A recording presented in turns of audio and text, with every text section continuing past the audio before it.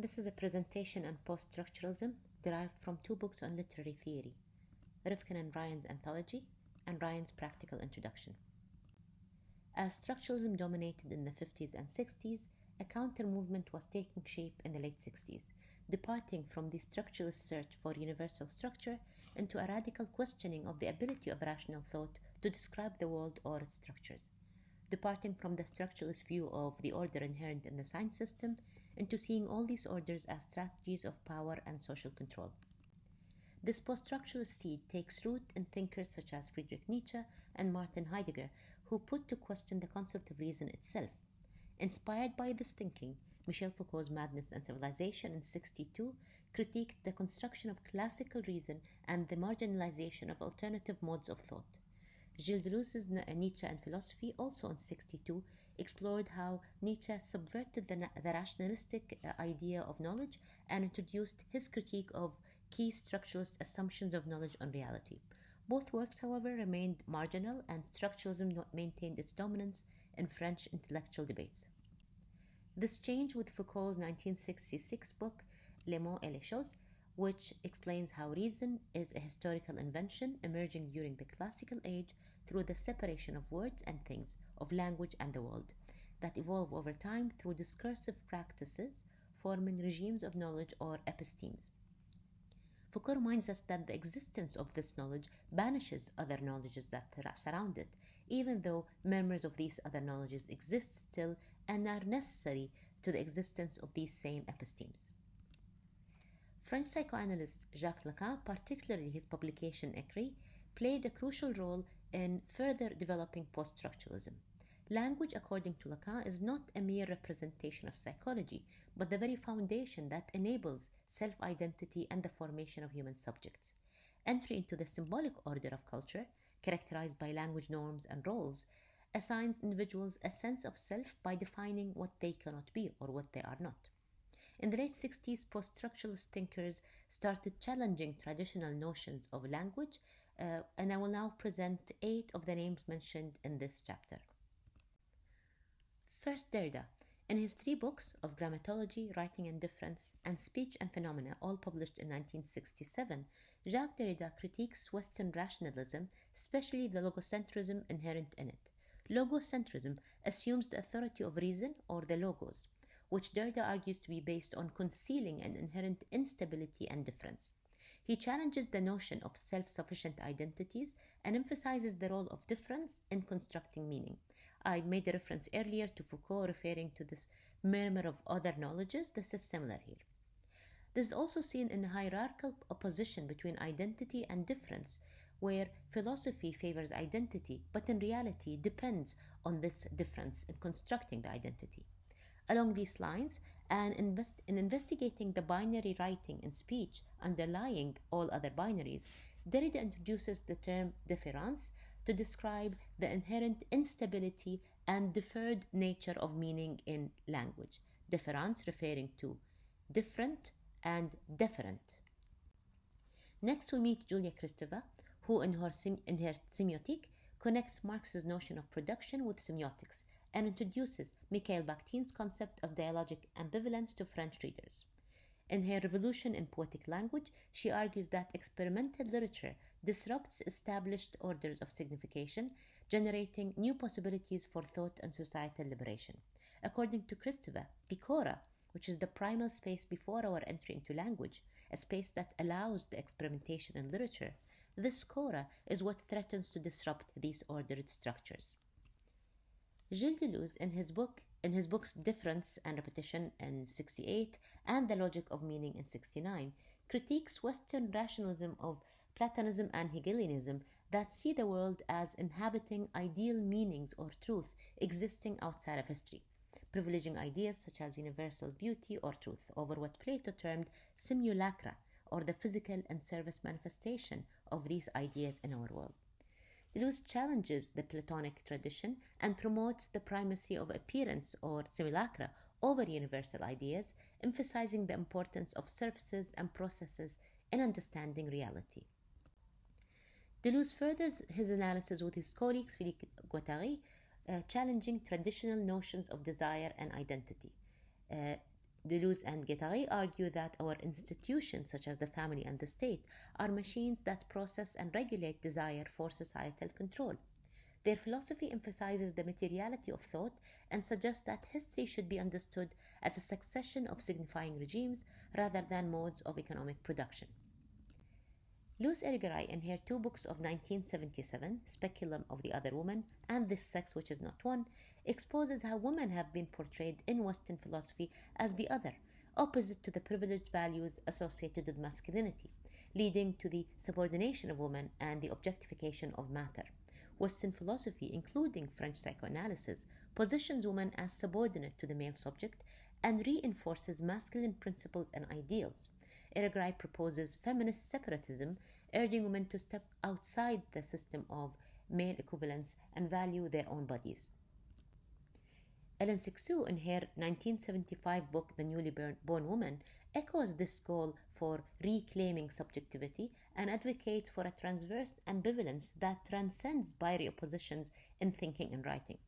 She introduces the concept of écriture féminine or feminine writing, which goes beyond gender boundaries and encompasses a particular kind of experimental writing.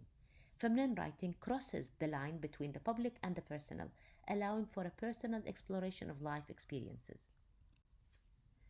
Jean Baudrillard examines the transformation of capitalism from a mode of production to a mode of signification, arguing that the real has been replaced by simulation models that shape our perception of reality and tell us who we are. Baudrillard further argues that adopting Marxist capitalist categories only reflects and reinforces the capital system.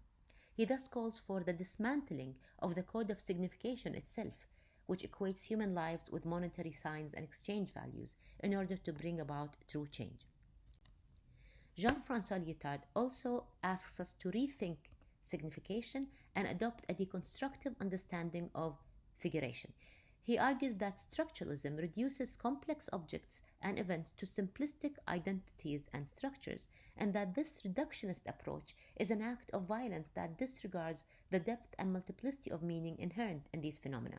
Instead, Lyotard suggests embracing the diversity of narratives and the discursive play that emerges from their interaction. He advocates for the power of persuasive narration in creating a strong discourse or web of arguments across cultures.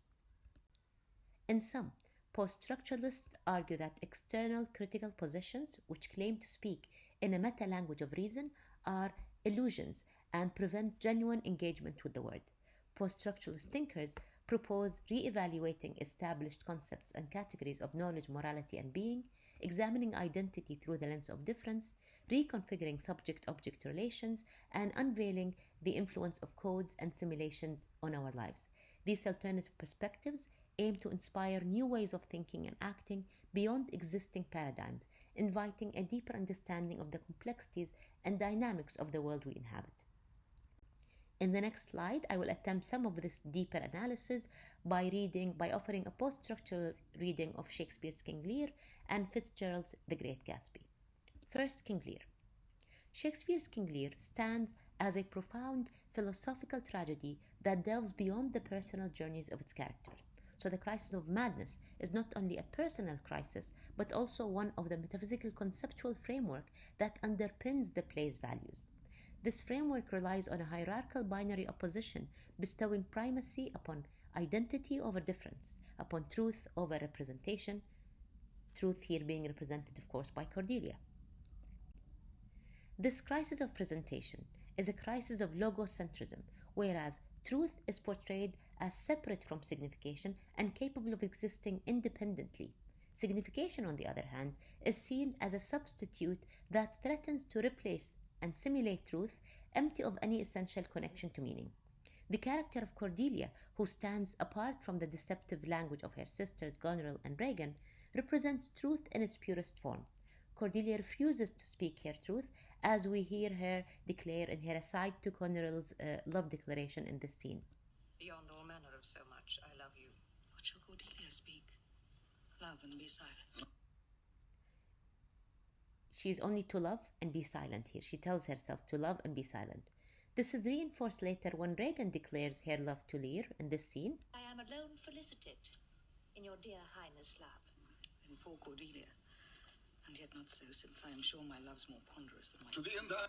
Here she tells us that her love is more ponderous than her tongue, than her sister's tongue, indicating the existence of truth outside of signification and beyond the limitations of language. On the other hand, Goneril and Reagan embody the dangers of signification itself when empty rhetoric is used to manipulate and betray others. Goneril's excessive use of language and signs devoid of meaning demonstrate the peril of signification usurping truth. Sir, I love you more than words can wield the matter. Dearer than eyesight, space, and liberty. Beyond what can be valued, rich or rare. No less than life, with grace, health, beauty, honor. As much as child e'er loved or father found. A love that makes breath poor and speech unable. Beyond all manner of so much, I love you. Beyond what can be valued, beyond all manner of love. Twice she uses beyond to describe the limitlessness of her affection, and she implies that reason is powerless to restrain the signification of her love. As for her sister Regan, her referral to what her sister said is indicative of writing as a referral or a difference. In this scene, I am made of that self-metal as my sister, and prize me at her worth. In my true heart I find she names my very deed of love, only she comes too short. That I profess myself an enemy to all other joys that the most precious square of sense possesses, and find I am alone felicited in your dear highness' love. In my true heart, she tells Lear, I find she being her sister, she names my very deep of love. Hers is a signifier of a signifier, someone whose act of signification derives meaning from its reference to another act of signification. Again, referral and difference is seen in this scene. Within the post-structuralist critique of language, the transcendental signified is identified as a concept with its own authority and on which language and meaning depend, but one that does not refer to another signified, unlike the structural declaration that the signified always refers to a signifier. Here, truth lies beyond the realm of signification, transcendental and outside of meaning, challenging the belief that meaning is inherent in the world and instead suggesting that it is constructed through signs and language. This is seen in Edmund's construction of his own truth in this scene. Why, bastard? Wherefore base? When my dimensions are as well compact, my mind as generous, and my shape as true as honest madam's issue. Why brand they us with baseness?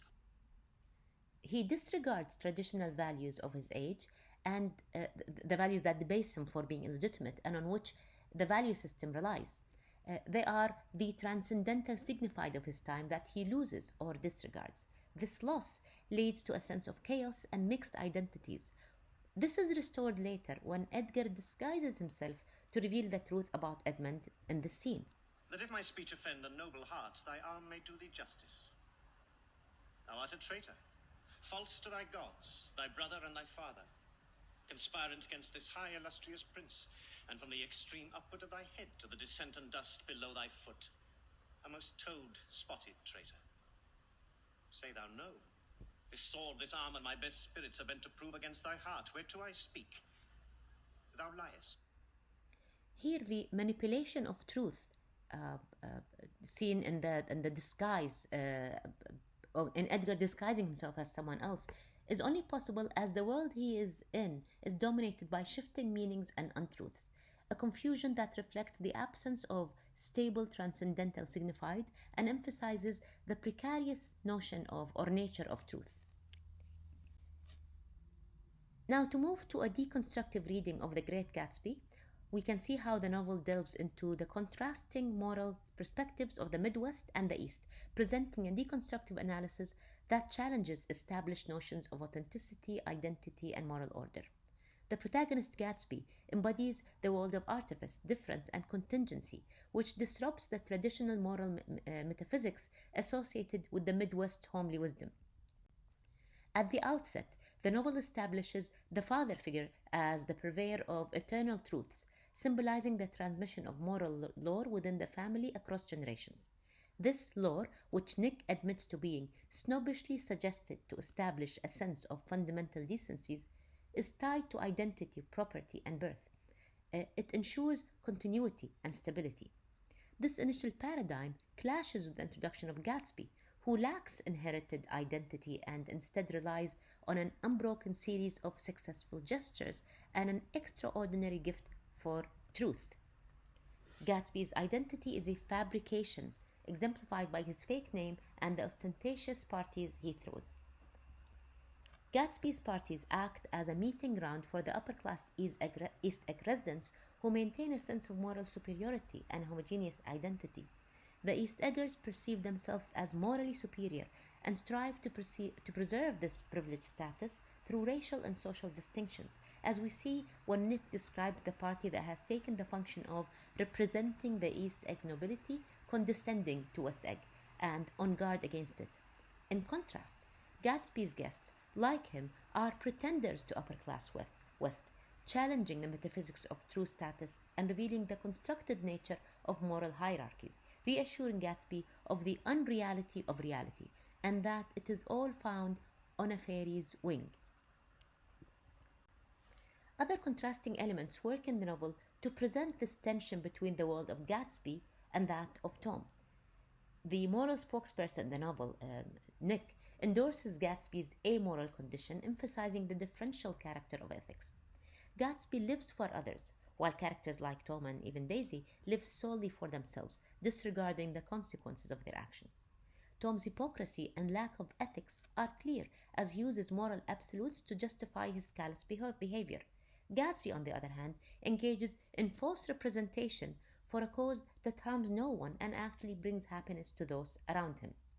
Gatsby's parties are depicted as spaces where simplicity of heart is the only requirement for admission, suggesting a universal trait. In contrast, Tom's parties exemplify class-based discrimination and violence toward lower-class individuals seeking entry into the East Egg society, as we see with McKay asking if Tom could get him the entry that allows him a start. Gatsby's association with water itself throughout the novel, but especially as the place where he meets his death, and his immersion in life's play of signification challenge the stability of identity and the certainty of established moral system. While Tom represents the preservation of these moral absolutes, Gatsby embodies the potential of new ethical possibilities. Amidst these contrasting perspectives, the novel presents a tension between metaphysical elements and a deconstructive outlook, raising questions about the nature of moral value, suggesting that a recalibration of ethics might involve considering the effects of our behavior on others and the world around us, rather than relying on fixed moral absolutes. In conclusion, both King Lear and The Great Gatsby delve into profound philosophical themes and challenge established notions of truth, identity, and moral order. They explore the power of signs and language, the fragility of truth, and the consequences of their manipulation. Their works invite us to critically examine the relationship between language, meaning, and reality, urging us to question the stability and authenticity of the signs we encounter in our lives. By doing so, they provoke us to reconsider our understanding of truth and morality in a world shaped by shifting meanings and constructed identities.